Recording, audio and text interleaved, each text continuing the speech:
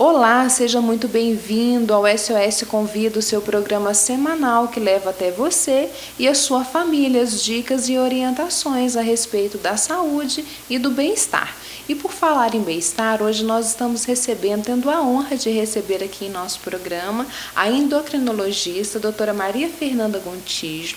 A doutora Maria Fernanda é médica endocrinologista no Centro de Endocrinologia e Metabologia. Ela também tem mestrado em diabetes pela Faculdade UFMG e ela fez um curso todo voltado para o emagrecimento, chamado Programa Emagrecedores de Sucesso. E o tema do nosso programa de hoje é o diabetes. Seja muito bem-vinda, Maria Fernanda, ao nosso programa. É um prazer receber você aqui e conversar sobre esse assunto tão importante.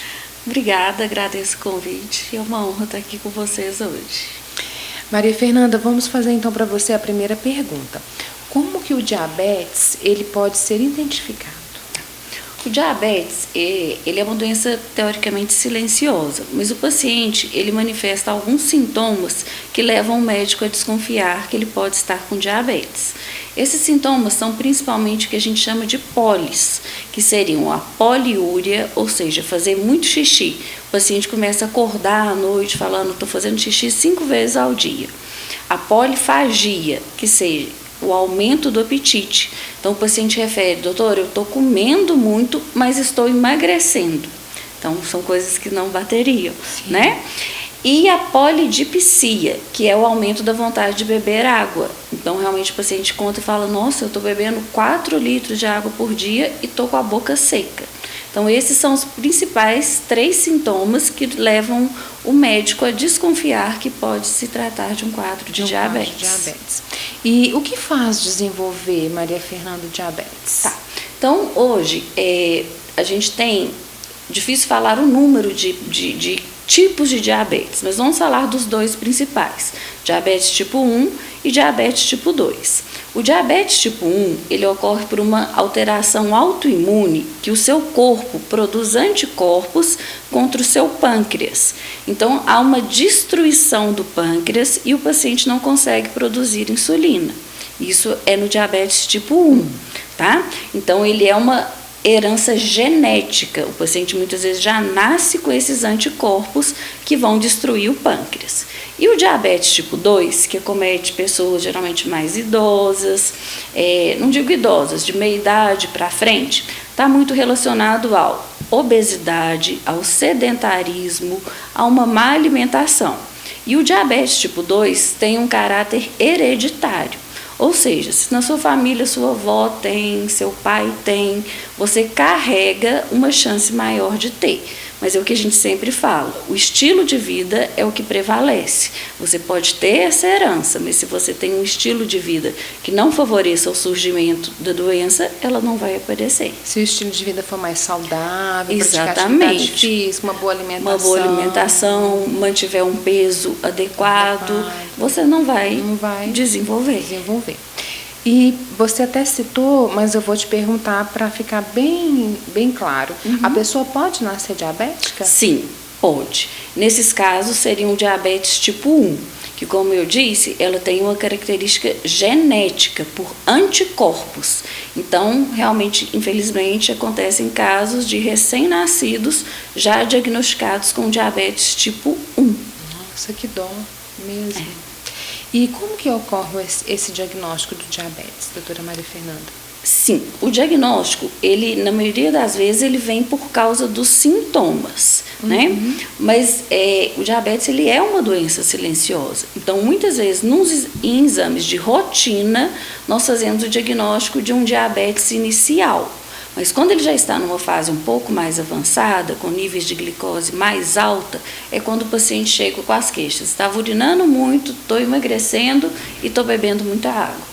Aí o médico solicita os exames, a glicemia e geralmente a gente faz o diagnóstico. Aí a glicemia está lá nas alturas. Sim, quando ele já está diante desse quadro de sintomas, a glicemia já costuma estar mais alta. E tem o diabetes, você citou o diabetes tipo 1 e o tipo 2. Sim. Tem um mais grave do que o outro? Olha, também é uma pergunta difícil para a gente responder. Teoricamente, o diabetes tipo 1, ele é de mais difícil controle, porque o paciente precisa aplicar múltiplas doses de insulina ao dia. O diabetes tipo 2, quando bem controlado, com hábitos de vida, a gente consegue controlar com comprimidos, os antidiabéticos orais. E no tipo 1, se o paciente esquece insulina, 2 dias que seja, ele entra em estado de coma diabético. Então, realmente a gente considera o diabetes tipo 1 com uma chance, né, de evolução mais grave se ele não for bem tratado. Se a pessoa esquecer 1 ou 2 dias, ele pode entrar em coma? Sim. Então, Sim. ele é realmente mais grave Sim. pouco, né? Sim. E a diabetes gestacional, Sim. O porquê que ela acontece, doutora Maria Fernanda? Então, o diabetes gestacional, ele recebe esse nome em mulheres que previamente não tinham um diagnóstico de diabetes. Às vezes ela já podia ter até uma elevação prévia, mas ela, teoricamente, não estava tratando um diabetes. A placenta, ela produz hormônios que são contrarreguladores da insulina. Então, ela promove uma resistência à insulina. Tá? Então, por isso a mulher desenvolve o diabetes. E fatores de risco para uma grávida desenvolver, né? Que eu acho que as pessoas querem saber. Ganho de peso excessivo na gestação, sedentarismo. Então, além dessa questão da placenta, um ganho de peso excessivo, sedentarismo, uma má alimentação, deixa a paciente no maior risco de desenvolver o diabetes gestacional. E a diabetes gestacional pode ter alguma coisa hereditária também ou não? Sim, pelo seguinte, como ela é mais parecida com diabetes tipo 2, a gente fica muito atento, né? A sua mãe teve diabetes gestacional? São perguntas que a gente faz durante a consulta de uma grávida, tá? Teve histórico, né, de diabetes gestacional na família? Então ela tem um pouco dessa questão da hereditariedade, mas o grande fator é a placenta. Tanto que no parto, após a retirada da placenta, a maior parte das mulheres fica curada. Sem diabetes. Sem diabetes. Mas tem uma parcela que a gente sempre revê esse diagnóstico entre 2 a 3 meses após o parto, que realmente permanece com diabetes tipo 2. Entendi. E crianças? As crianças podem desenvolver a diabetes? O diabetes? Sim. Então, é mais comum na criança o diabetes tipo 1. Ele aparece mais por volta a faixa etária em torno de 6 anos. Mas o que a gente tem visto é com o aumento da obesidade na faixa etária infantil, o sedentarismo, o aumento de uso de telas, as crianças estão começando a diagnosticar, ter mais diagnóstico do diabetes tipo 2, coisa que nós não víamos aí há 30, 40 anos atrás, quando a forma de brincar era diferente, era na rua, corrida, né? E hoje as crianças estão cada vez mais com telas, muitas vezes comendo mais industrializados e com o sobrepeso, obesidade, que é um fator de risco para o diabetes tipo 2. E às vezes a criança come a tela, né? Porque ela está alimentando ali com exatamente, o telefone, nem prestando atenção no que ela está comendo. Aí não é? vai um pacote, às vezes, de biscoito recheado, enquanto ela estava ali vendo um joguinho, assistindo. Nem viu. E nem viu. Nem sentiu nem o sabor, nem nada. Exatamente. E o diabetes, ele está sempre associado à obesidade ou não, doutora Maria Fernanda? Nem sempre. Então, o diabético tipo 1, ele geralmente é um paciente magro, porque ele não tem o que a gente fala chamada resistência à insulina. Tá? Então, o diabetes tipo 2, na grande maioria dos casos, está sim associado a um sobrepeso ou obesidade, porque ele relaciona-se com a resistência à insulina. Então, a gordura dificulta a insulina de agir. Então, ele tem essa relação. Mas entre o 1 e o 2, que a gente não entrou aqui no caso, a gente tem outras formas de diabetes, né? O diabetes estipulada, o diabetes MOD, o diabetes até mesmo gestacional, que algum desses não tem relação direta com a obesidade.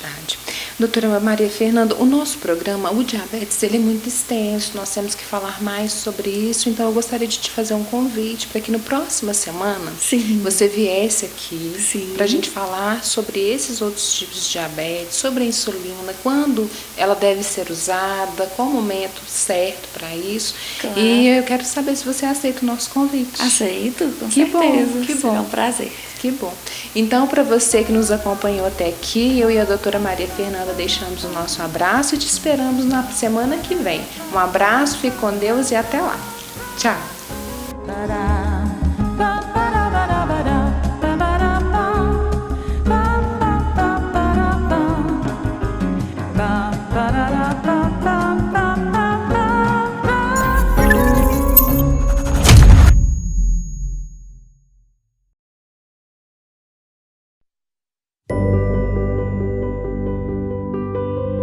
Nós, da SOS do Câncer, entidade civil sem fins lucrativos com sede em Divinópolis, atuamos desde 2010 junto a famílias de diversas cidades do estado de Minas Gerais, amparando pacientes com câncer e crianças com enfermidades raras que apresentam dificuldades para realizar seus tratamentos, visando o seu bem-estar de sua família através de ações complementares. Nosso trabalho, por meio de uma equipe multiprofissional, engloba o apoio e a orientação social, além do fornecimento de fraldas, custeio de exames de urgência, medicamentos não ofertados pelo Sistema Único de Saúde, como sondas, coletores, suplementos alimentares, dietas nutricionais, empréstimos de cadeiras de rodas e cadeiras para banho.